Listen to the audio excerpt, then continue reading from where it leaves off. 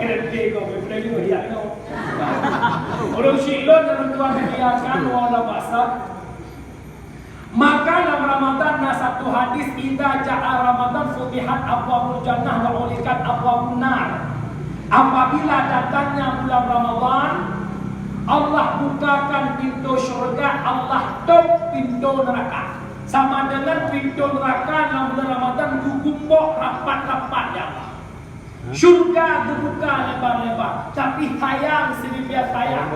Naurun dalam Ramadan, syurga digumpok, ijok pale 20 kilo, ipok gumpok neraka sudah. Todungku orang yang dibencikan oleh bulan Ramadan. Siapakah orang yang dibenci oleh bulan Ramadan? Ada satu riwayat pas Abu Rasulullah melewat bersama makbarah, dia mendengar surun klik yang buku. Ya Rasulullah, nutulung lunnya umat dana, nutulung lun tengah kena siksa dalam kubur.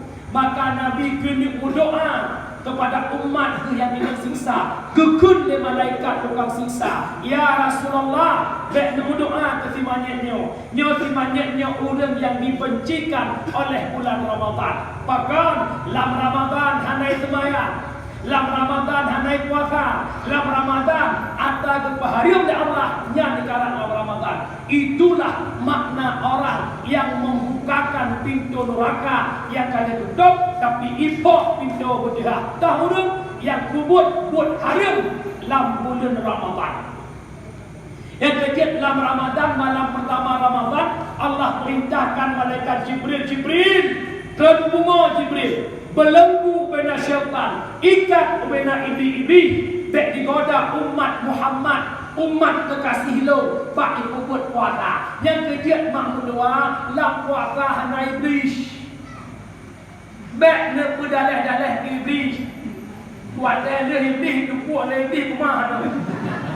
Apakah nak puasa ibadat iblis? Jadi iblis buat punya daleh pen. Ngokrom murah. Hana iblis mah, iblis kaki kat dalam bulan puasa, man tunggu lah kolong hana ke sembahyang lagu, nyantuhnya iblis ada lagi. Hana ke puasa, hana ke sembahyang, ke main chip yang tak dalam judi. Yang main chip raja iblis lah. Yang kena mula ke orang yang kena ada. Yang tunggu nanti cara hapus chip, yang baca waktu jauh dulu. وَقُلْ جَاءَ الْحَقُّ وَزَهَقَ الْبَاطِلُ. Macam sih yuk. Ada satu hadis di mana kata yang lalai dengan permainan judi hendak terpegah lah hadisnya sih. Karena waktu hadisnya belum sih. Di mana kata yang lalai dengan judi mata hanai taubat yang jaroji selama main judi lagi itulah langgarah bui lam atau bui. Imam Nawawi ke pertama orang main judi kaban lagi orang pajuh dia bui. Orang kaban hari. Dalam kitab tafsir Ibnu Katsir si marakata yang ibu judi kalau ditaubat tapi waktu itu semayang ibadah ya semayang. Contoh dia mana tu? Ada di hana main juga kan. Baik mana main cing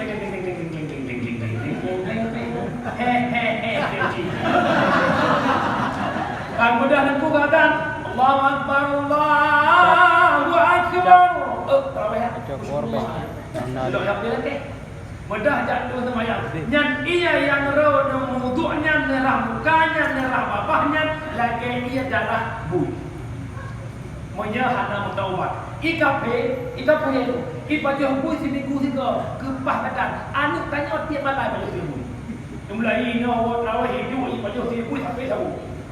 Tapi alhamdulillah pergi jaya dalam kakak 12 Ramadan naik tok kita kita lihat dah.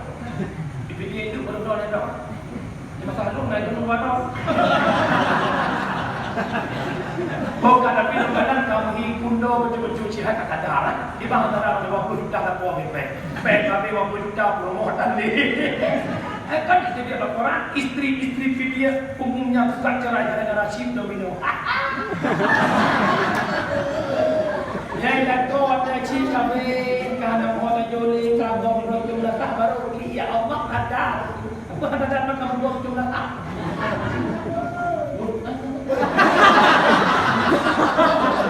Dinyambung ni.